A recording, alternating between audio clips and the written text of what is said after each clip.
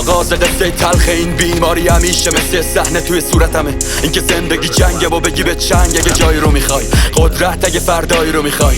قصه درد مشترک تموم ترکای جامعه واسه نگاه که اینقدر کدر و تلخه.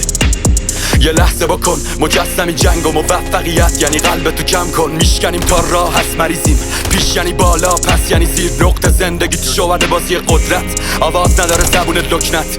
بیا پیک بزنیم با جرأت. انو باید دارم صحبت، چند سالی است که با غم میخونم. اونا که منو دنبال کردن میدونن روزای کمی بود که رنگی بودم.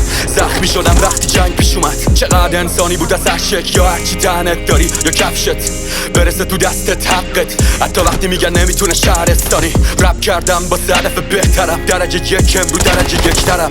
این واسه اونا که نسخ شعرمه، ادبیات بی ادب شعر بلد. همه گنده ها تو نول سحرم شدن وقتی کوبیدم قلم زنده و تو هیپ هاپ. زمان گفت میرم، منم فقط نوشتم. هنو خونم تو کولم، هنو کلی قدم تو کولم، هنو دستای قد تو کولم، هنو